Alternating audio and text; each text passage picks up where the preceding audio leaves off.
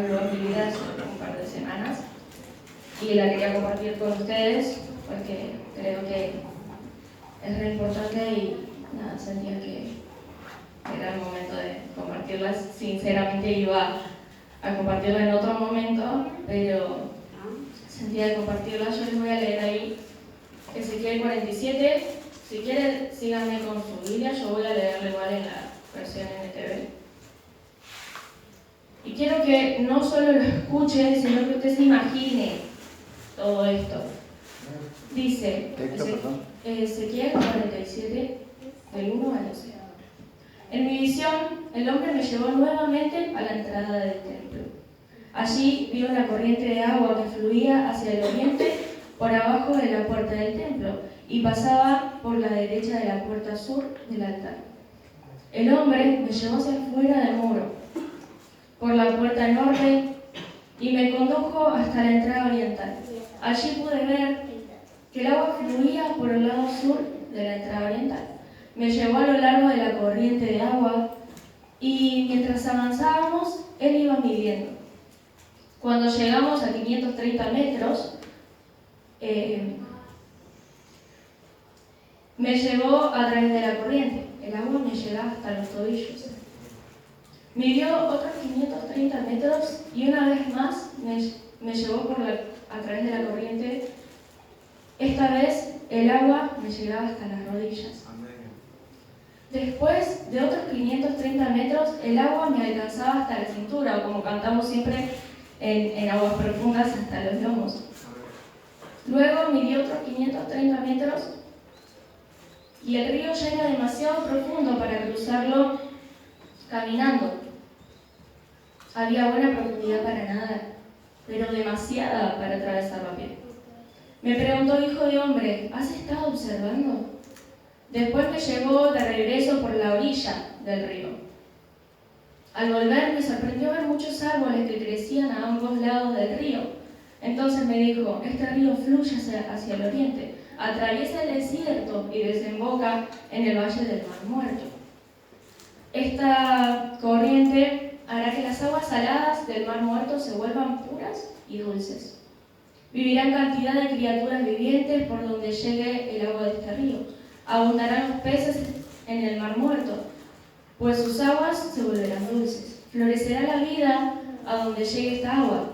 Habrá pescadores a lo largo de las costas del Mar Muerto, desde Engadi hasta en el Gain. Toda la costa estará cubierta de redes secándose al sol. El Mar Muerto se llenará de toda clase de peces, al igual que en el Mediterráneo. No obstante, los pantanos y las ciénagas no se purificarán, quedarán salados. A ambas orillas del río crecerá toda clase de árboles frutales. Sus hojas nunca se marchitarán, ni caerán sus ramas, siempre tendrán fruto. Cada mes darán una nueva cosecha, pues la riegan con el agua del río que fluye del templo. Los frutos servirán para comer y las hojas se usarán para sanar. Yo buscaba un montón sobre esto porque Dios me habló mucho sobre esto, y ahí al principio habla de que el agua nacía desde la puerta del templo. Yo quiero que usted se imagine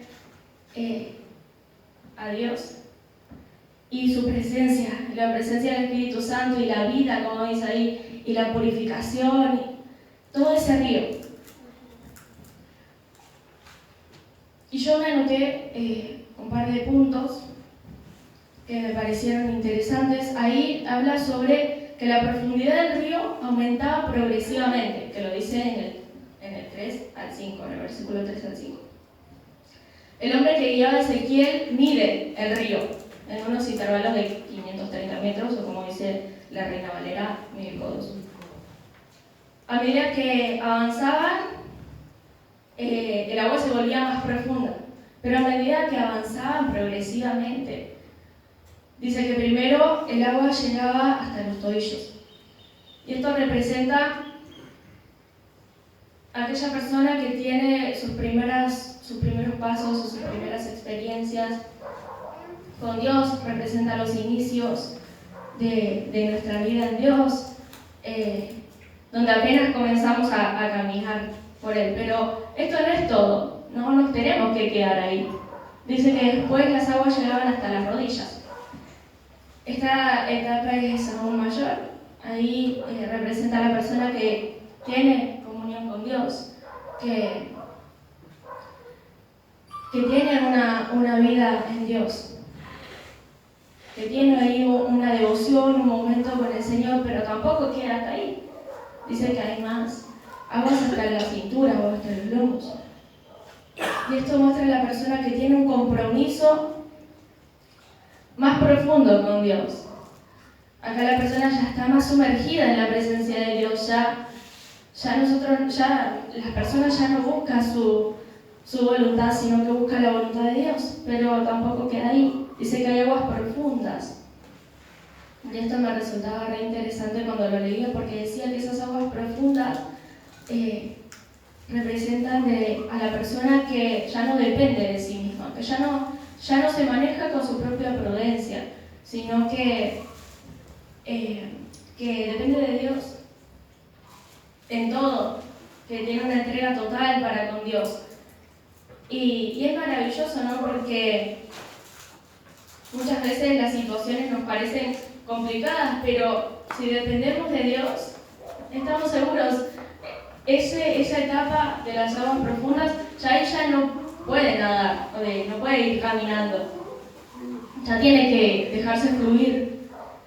Y cuántas veces nosotros tenemos algún problema o algo y no, yo lo manejo, yo puedo solucionarlo. Y no, tenemos que dejar que Dios sobre, que Dios fluya en nosotros. Entonces esto es un proceso de crecimiento. Algunas personas somos un poco impacientes y yo me acuerdo que, no sé si le decía a mi hermana o a quién, yo ya quiero estar en lo profundo, yo ya quiero estar hasta el agua. Y claro, yo estaba en la orilla, o yo estoy en la orilla y yo digo, ya quiero saltar hasta allá. Y no, pará, hay que ir caminando y hay que ir, siempre tenemos que avanzar. Eso sí, nunca nos podemos estancar, no podemos estancarnos, pero el avance es progresivo. No puedo saltar desde la orilla hasta lo profundo, de una. Así que el avance es progresivo, pero procuremos avanzar. Procuremos meternos y cada día estar un poquito más. Si estoy en la orilla, no me quedo en la orilla. Si estoy en la orilla, digo, bueno, Señor, ayúdame a meterme hasta las rodillas. Me metí hasta las rodillas, bueno, Señor, ayúdame a meterme hasta los lomos. Y así. Después, el segundo punto que puse decía que este río transformaba el entorno, transformaba todo lo que tocaba. Ezequiel ahí observa que ese río desembocaba en el Mar Muerto. Sabemos que el Mar Muerto era un mar donde no existía nada, no había vida, no había peces, no había nada, porque era demasiada la sal que tenía ese mar que no había nada. Y dice que el río llegaba hasta el Mar Muerto y lo convertía en agua dulce y en agua pura. Entonces, la presencia de Dios, cuando está la presencia de Dios y cuando pasa Dios, es imposible que tu vida siga igual, es imposible que mi vida siga igual, porque Dios transforma, porque la presencia de Dios transforma, restaura, limpia, da vidas, trae restauración. Pero no te tenés que quedar en la orilla, no me tengo que quedar en la orilla, sino que tengo que ir a esas aguas que dan vida y que purifican y que lavan y que limpian. También habla ahí sobre los pantanos y dice que las aguas no llegaban hasta los pantanos y que no transformaban eso.